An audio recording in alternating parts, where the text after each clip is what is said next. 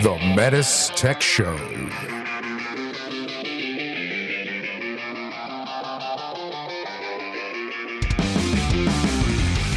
Welcome to the Metis Tech Show, a show for HVAC professionals by HVAC professionals. I like how you guys bounce back and forth between heat pump talk and food talk. The Metis Tech Show. Mitsubishi. Yeah, so we ate at the Portuguese Club last night, and it was excellent. They had good appetizers, had some good wine, the steak with the egg. Great. Yeah, the wine hit me.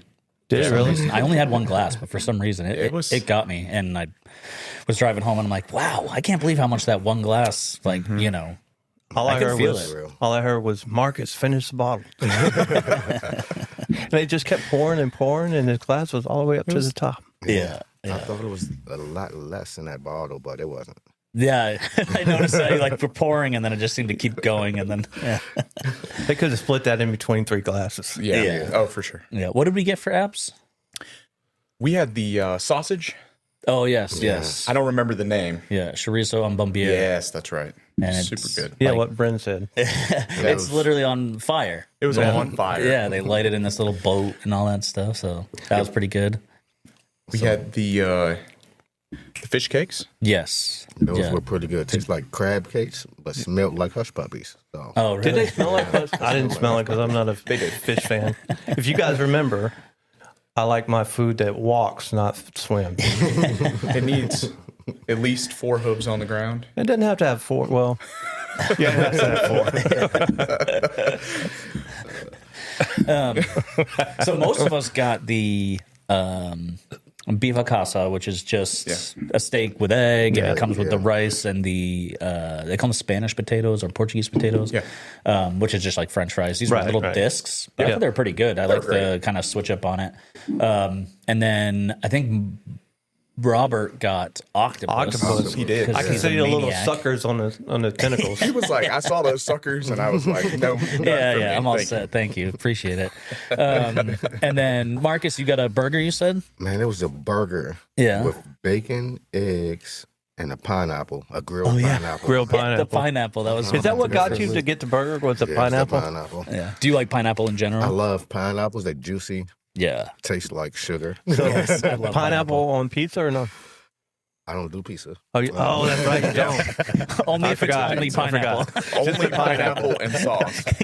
Can I get a Hawaiian pizza? Hold the cheese. They make those. Yes, they do. Yeah.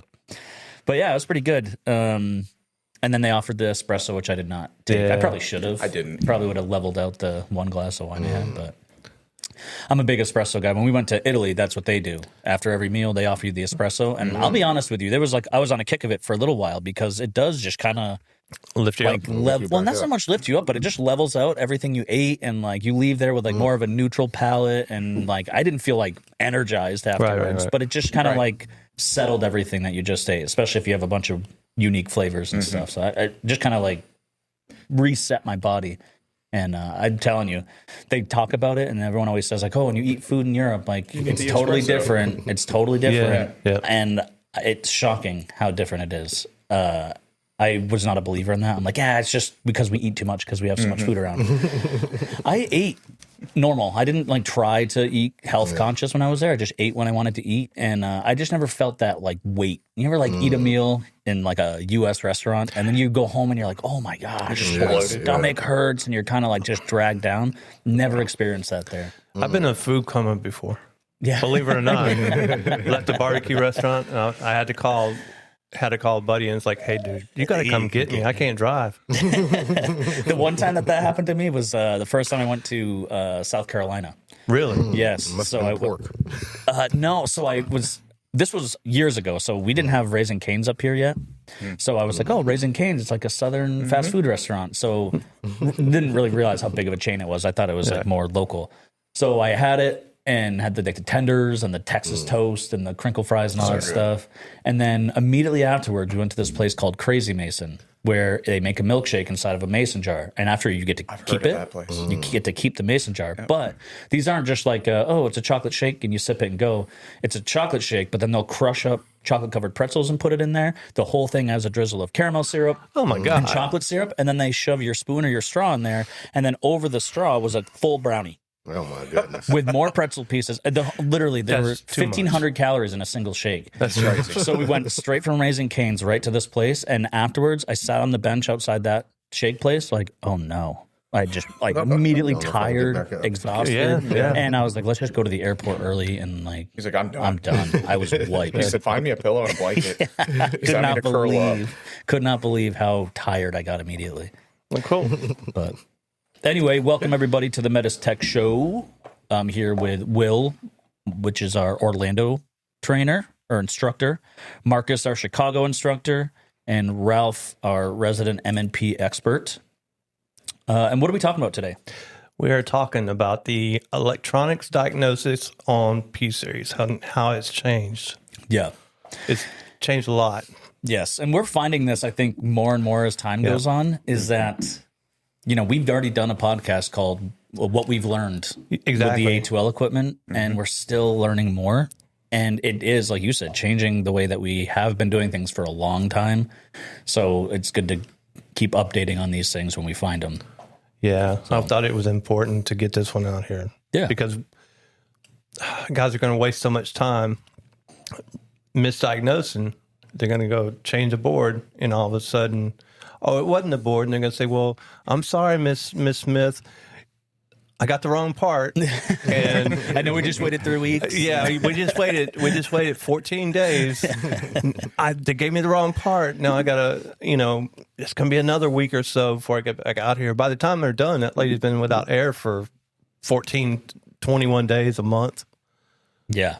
And Yeah. that's Yeah. it. And you're, in trouble. And obviously the big thing too is that we as a manufacturer are trying to limit how much we have parts that get warranted, and then we Right. find out, we're replacing perfectly good parts, and it's just because the diagnostic procedures aren't being followed or aren't known yet. Right. So this is kind of collaboration with Ralph and Austin Bloom, one of our tech support And Ed Fish folks, as well. Because Yep. Yep. And so a lot of our guys, they discover the things in the field that, as instructors, we go off of manuals, right? We talk about what is in the manual, and we get really good at that. Yeah. Our service team is great because they do this is what actually happens when applied in the field. And so between the two of us, like, we get a lot of answers. And so this is kind of an example of that. Well, we'll go over a couple of things that we've learned from being in the field, and then just kind of going through what we do in the training centers, which is break everything down, see how far we can break it, and get some answers. Here's what people don't think about, as far as we go. So the area service managers, they only talk to DSGs, right? Yeah. Well, we are physically talking to the contractors. Yes. So if we can get that information to the guys in class first, then it's a lot less phone calls for the ASMs and tech support. Yep, that's a good point. So let's start with probably the simplest one to talk about, which is our LEVs Yep. with the A2L equipment.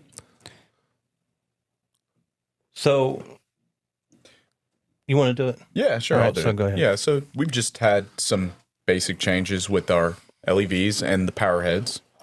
And on some of the equipment, you'll find a twist-off LEV power head, and you may still find the old clip-on style. Yes. And if you try to pull off one of the twist-offs, you're going to break it. Yep.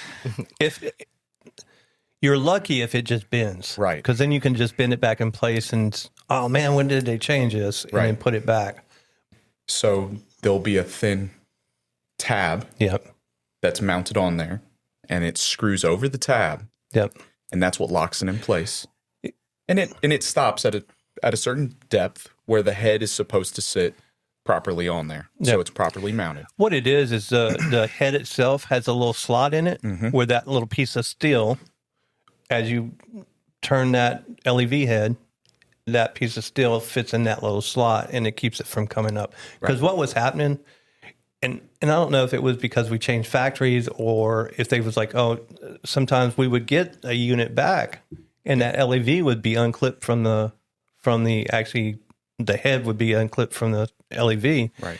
And then the unit would pump down, and then the guy at the tech in the field would, I don't know what's going on with this thing. This thing's a piece of junk. And then, of course, everybody's yelling at everybody, and the whole time it was just the LEV was unclipped.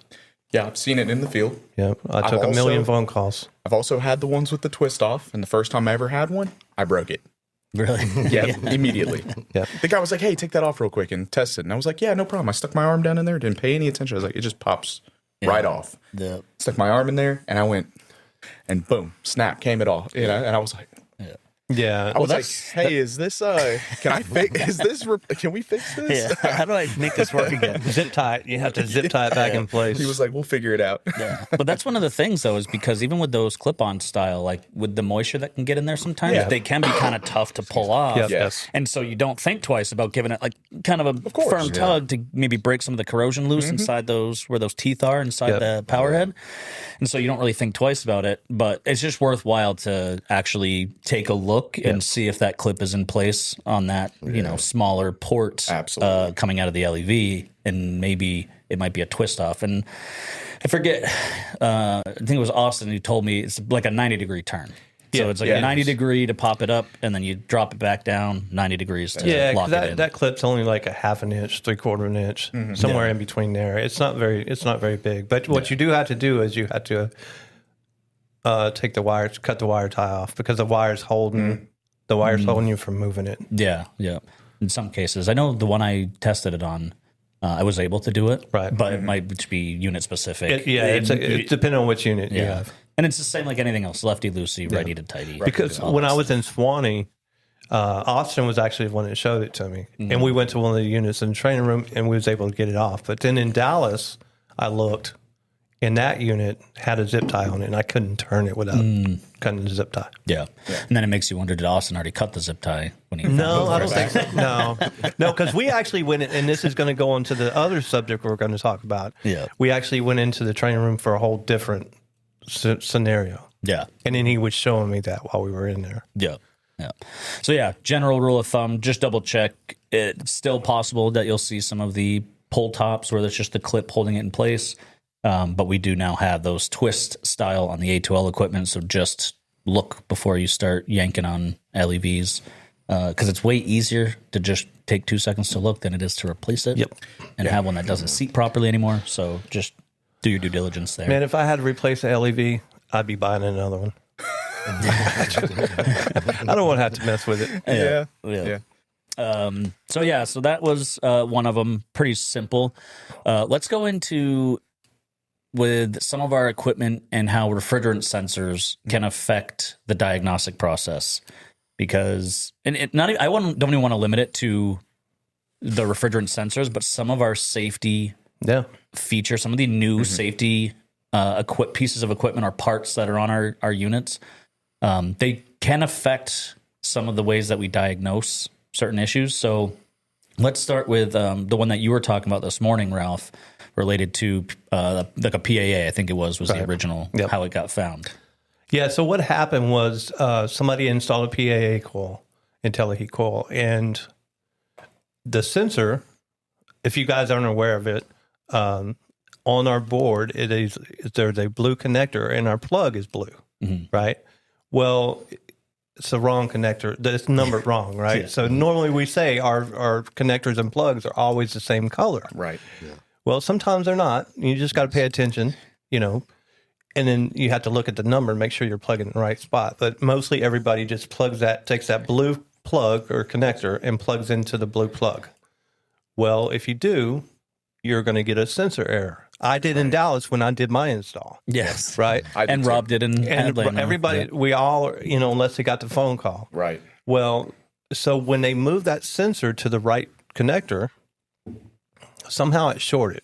Whether they had power on when they did it, probably. I'm almost going to guess the power was still on when they unplugged it. Sure. But what it did, it shorted the sensor. And then they had steady DC voltage on S2 and S3. And normally that means you have a bad board, right? So what they did is they changed the board. Well, when they changed the board, guess what? Same problem. Same thing. problem. Nobody ever thought about looking at the sensor, so they got a whole new coil because they're like, that's always everybody wants to change the equipment itself.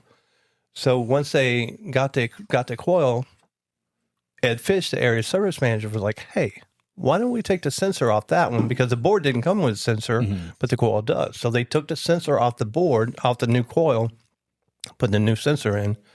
And guess what started happening? We started getting a 12 to 24 volt pulsating. Yeah. So we have to be careful and look at everything. Just don't look and say, hey, I got 21 volts here or 24 volts steady, so I have a communication error. So now I have to change my board. No, we got to basically go extra steps now. We need to diagnose. Yeah. So that refrigerant sensor, we tested it this morning. And we put a short in it. It's the luxury of being able to order replacement equipment. Yep. Is we get to test these things. So we shorted the refrigerant sensor, and it was kind of funny because we had our little jumper, and when we had it jumped, immediately we lost the communication. Yep. When we took it off, communication came back. We put it in, we lost the communication, took it out, communication came back. Right. So, and it was immediate. Yep. Almost immediately. And so we did test it on a PAA, but I can almost guarantee it's going to be on everything. It's got to be. Because even in your case, we had it on a PUZ or an SUZ, and they were having the same problem. That was the original thing. They had an SUZ, and then they said, well, that unit's not compatible with that IntelliHeat. At that time, it wasn't. And funny story is, a week later, that SUZ was compatible with it. It came out to where the testing was done. The downside to waiting on ratings. Exactly. But now, before we go on, so if you do have this problem and you have 21 volts, disconnect your sensor and see if your volts come back on your pins, on pin 1 and 4. If it comes back on 1 and 4, then you know that, hey, there's something wrong with the sensor. Right. Because you may not get a sensor error with that short. Right, especially across 1 and 4. And the reason why is because that actually powers that sensor. And so if you have no power to it, it doesn't have the ability to communicate back. And so it may or may not. I mean, in our case, it did show an FH error, but it may not. It may so not. just be aware. I think because we had the power off and it turned power. That's what, so in general, with all of our refrigerant sensors, it does not matter which unit. Not all of our refrigerant sensors are the same. Our ducted unit refrigerant sensors are different from our M-series refrigerant sensors. Our PAA is different from both of those. So we have really 3 different main refrigerant sensors. But from our control board, on the Mitsubishi board, coming off of our control board on pins 1 and 4, universally is 5 volts DC. Right. And so that is what is powering that little PC board that contains the sensor. That is where we could check for that short. And our 2 and 3 is our communication. Yeah, there's some sort of serial communication going back and forth between those boards. But just basic diagnostics of a refrigerant sensor. See what you have for output voltage coming off of your board. If you had 0 volts coming off of pins 1 and 4 from the board, I'm not necessarily condemning the board right away. For the same reason we just talked about. Yep. You don't know. What does a short do to DC voltage? Is that short? I think that short is not. It's not enough to physically cause a problem with the communication volts. It's just enough to cause enough draw to where it's steady. Yeah. So, and obviously, without the fluctuating voltage, no data transfer. We're running into problems. But yeah, so typically, if you have 0 volts off pins 1 and 4, that does not mean the board is bad. Because with that connector plugged in, if there is a DC short, it will show 0 volts. So next step would be what you said, Ralph. You can either unplug it and see if that voltage restores on the pins coming off the board. Another check to do that would be quick is just continuity across pins 1 and 4 on this sensor.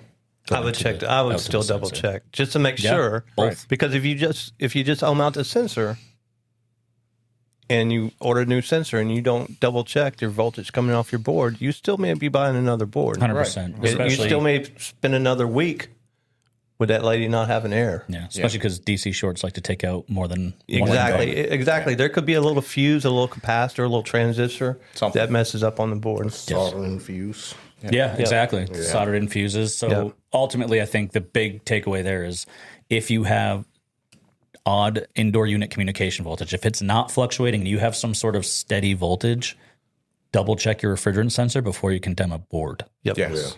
That's the thing you got to do. And what I was actually mentioning before was with the compressor protector on the M series. Oh, yeah. It's another safety feature that was added for A2L, and it also does something odd to the communication. Right. So if we have that compressor protector, once it hits 248 degrees, that switch opens. It doesn't start looking at that compressor protector until the compressor is turned on, which means it could be showing open. It could be an open switch, but if you just power it on, you still have fluctuating communication voltage. Right. But then the compressor starts to look at that compressor protector. If it shows open, it will shut the compressor down and slowly lower that DC voltage down to what I've found every time is about 4.5 volts DC. Yeah. And so, again, think about from a contractor's perspective, they've been working on Mitsubishi for years. They see 4 volts DC at the outdoor unit. Got a bad board. Bad board. Now, they may take the extra step and say, you know what? Before I condemn the board, let me power down, take my wires off, and then power back on and check S2, S3. Here's the problem with that. When they do that, the voltage is back. Right. 24 volts DC. Yep. Because they pulled it off. So then they're going, what is going on? Yeah. They're losing their minds. So just be aware that if you start to see these weird communicate, for some reason, a lot of our safety features are tied into that communication bus. So just be aware that you might see some funky voltages. Keep in mind some of those refrigerant safety devices. So that's the nice part about if you didn't come to class or you didn't listen to the podcast, you would never, ever know this. No. Because it's not in the manual. No. In fact, when you get an E6 error code, which is what that will cause, communication error, because it goes down to that 4.5 volts. In the E6 service manual, when you look up E6 in the service manual, there is no diagnostic step that says check your compressor protector, even though that is a cause of an E6. Right. So these are the things that, what did at the DSG conference, we try our best to get it out to as many people that need it, but it's never going to be everybody. No, it's never. I mean, there's no telling how much money we spend in boards a year that are good. They're just going in the landfill. Yeah. So... But yeah, that's another great point. Good thing to check. The last one we wanted to bring up was related specifically to P-Series equipment. Yeah. Although it may occur on other pieces of equipment. Right. We just don't see it on other pieces because they're one boards generally. Single board systems, it doesn't make as much of a difference. Let me tell you something. But the P-Series multi-boards. This one here drove me nuts for days and days because I tried everything I could possibly think of to try to figure out what is actually happening with this thing. But then I just kind of conceded to where that's beyond my pay grade. I don't need to know all that. And I just need to know why it's happening or what's happening and how to diagnose it. Yeah. And that's it. So on that note, why don't you guys go through standard diagnostics? So what we've always done when this scenario occurs. So what I'll do is I'll ask you guys. So let's say we walk up to a board and it's not working and you test S1, S2, or S2, S3. Mm-hmm. How many volts should we see it in between S2 and S3 on any given time? If the unit, let's say it's working right. Fluctuating voltage. 12 to 24 fluctuating voltages. Okay. Good. So now, let's say we had some sort of communication error. What kind of voltage should we see in between S2 and S3? Yeah, you'll just have a steady voltage. Just a steady 24 volts, somewhere around there, right? It doesn't have to be. It could be 21. It could be 24. It could be 29 volts for all I care. Yeah, but it'll be steady. But just as long as it's steady, right? So so if we had 29 volts, just a steady DC voltage, now we say, where's our problem? Right. Our problem is in between where? The outdoor and the indoor, right? Yeah. So it could be in the wire. It could be in the indoor board. So most people would be like, it's a board. It's a board, right? Yep. Without going any farther. So now what they're going to do, they're going to order a board. This is why it's so important to have these podcasts and talk about this stuff in class, because now with the new P-Series, with the new logic, and it's got to do with something with the sensors. I don't know what it is and don't even care. Right. Yeah. Don't care because I'm done driving myself nuts.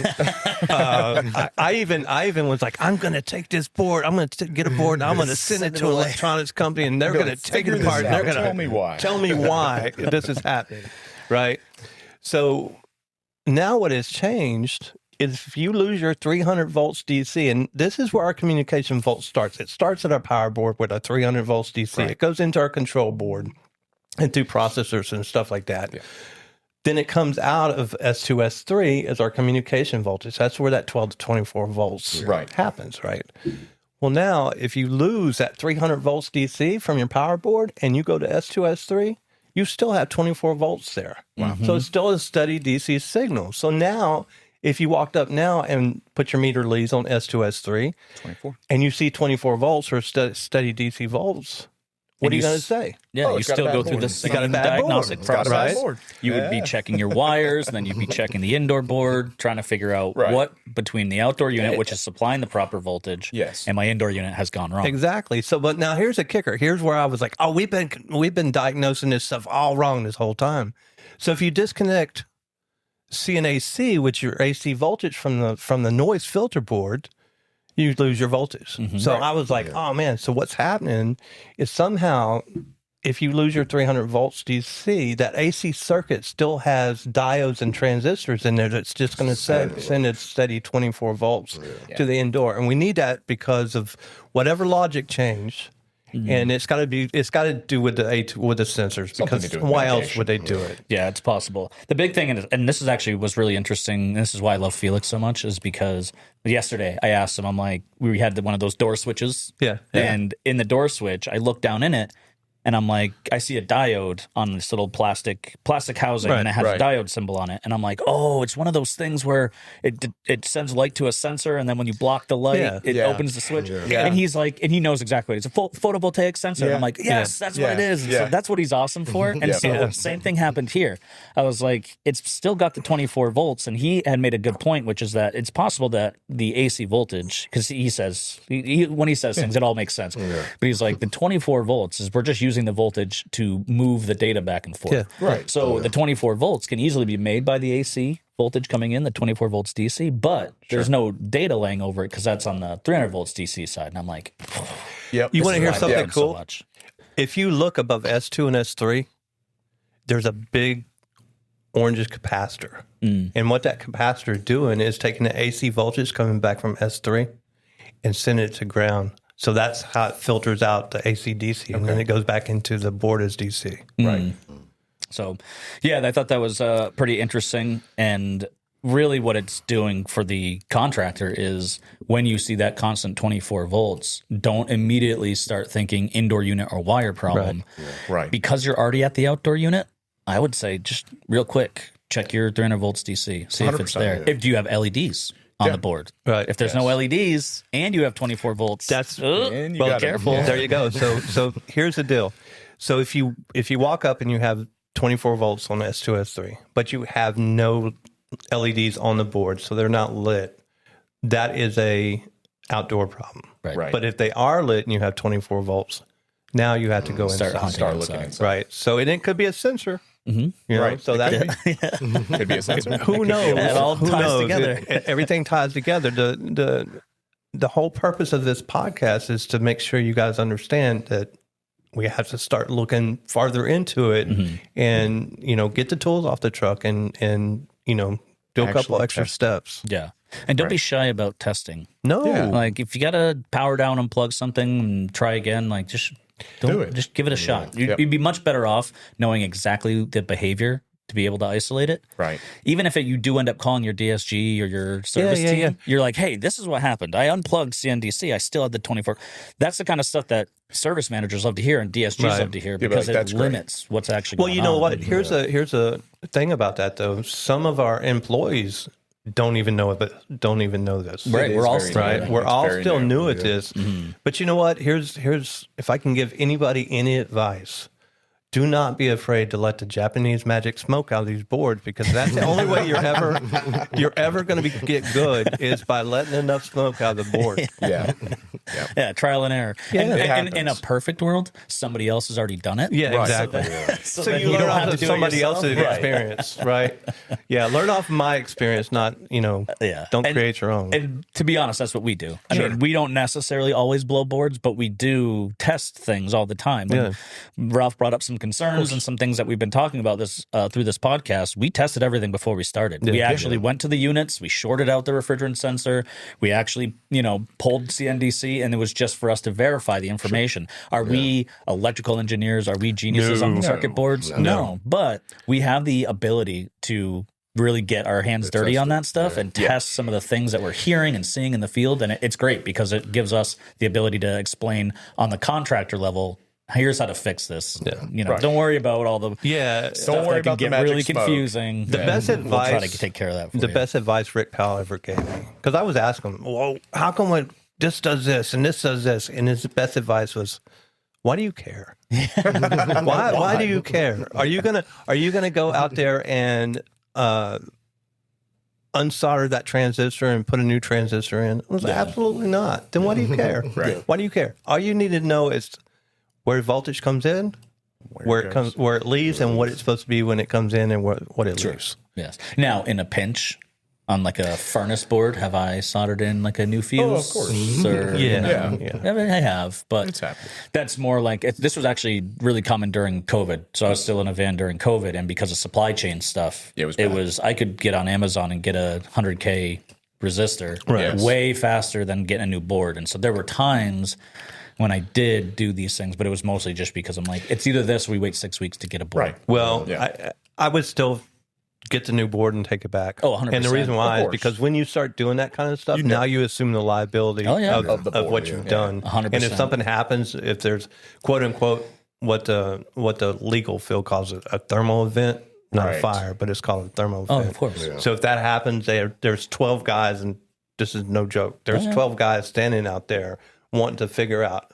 where that finger gets pointed to. Well, and that's the thing, and I talk about it with even thermistors. Is like if you have a thermistor, let's say you're looking at maintenance tool, and you have a thermistor that's reading a super, super cold temperature, Right. really cold temperature. That means that the resistance is really high. In fact, it might even be infinity, which means you have a broken wire somewhere. Right. So I'd say, can we fix a broken wire in the field? 100%. Yeah. We can put a broken wire back together. However, you should still order the replacement thermistor, but you don't have to take them out of service while you wait for one, for something like that. When guys ask me that question in class, hey, is this a 10K ohm, a 20K ohm thermistor? You know what I tell them? What's that? Well, we can't cuss on here, but but what I do say is I don't know and I don't care. Because I'm always going to go to the manual because I feel like if I tell them, oh, it's a 10K ohm, I'm going to start carrying a bunch of 10K ohm thermistors in the truck. Yeah. It's not going to do you any good. On that note, just because you brought it up, we're getting off on a tangent, but it's okay. So I don't know if this is all thermistors, but what I thought was very interesting was I was in Italy doing a training, and the rating on those thermistors, so a 10K ohm, 100K ohm thermistor, the way that they get that name or that naming convention is that is what that particular thermistor will read at 25 Celsius. Right. That, which is 77-ish Fahrenheit.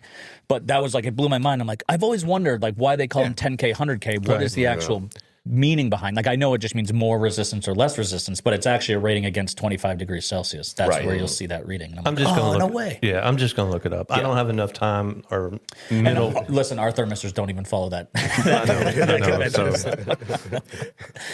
He's like, don't take that one with you. But you know what we did learn today during our tests and stuff is that Brent could become part of communication. So That is Yes, correct. I did.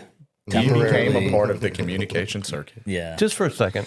Yeah, I felt it too. Oh, yeah. I felt one with the machine for about half a second. Yeah.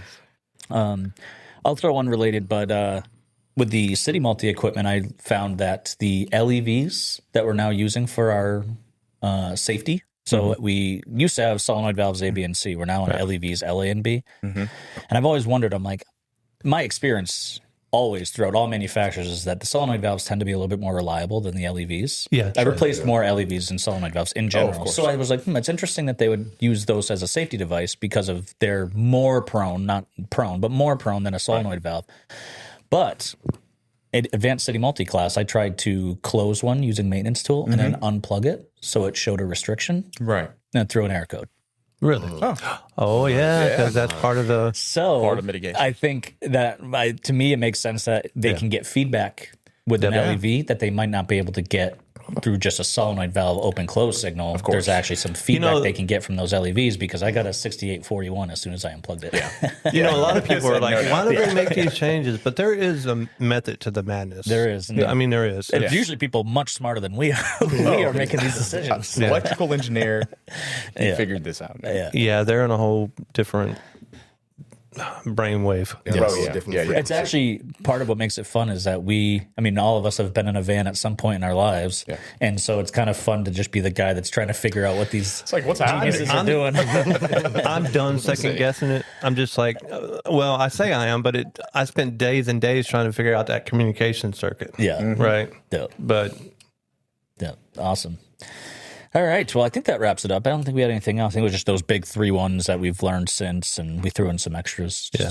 Very big things. Good stuff. It's good stuff to know because otherwise we'll get How are you going to know back. if you don't hear it here? Yeah. that's a good point. I want to throw out, thanks to Austin. Yep. Oh, yeah. And then Ed Fish, actually. And Ed Fish. Yep. Thank you. And this is our last day for the team meeting, so you guys are all flying back tomorrow. Flying back. And we're doing Red Heat Tavern for dinner, which is like an American restaurant. It's I think you ever been to like a 110 grill? I don't know if you guys have them up by you, but or like a Yard House. Yeah, you're at a Yard House. It's kind of like that. It's like Miller's Ale House, kind of. Very similar, yeah. So it's like a American food, but tons of different options. So usually nobody feels left out. Yeah. We've got our non-pork options. We've got our non-cheese options. The dairy's huge. Non-fish options. Non-gluten options for Rob. So it's like everybody gets their cuisine and their dietary restrictions taken care of. So, but it'll be fun. Do our final shebang, and then you guys all fly back. Part ways. Yeah, I got a 3 o'clock flight or 3:45. Around the same time. I'm not getting home until 9 o'clock tomorrow. 9:45. Yeah. Have you ever tried Delta? Normally I have a direct flight. Something happened. I changed the filter. Normally I put nonstop and it happens. And it's got a connection. The worst one is when you do AM PM. Oh yeah. I've done that before. I've done a PM instead and didn't get to the airport till 2:30. That's terrible. Yeah, that's and then they gave me a Mitsubishi Mirage.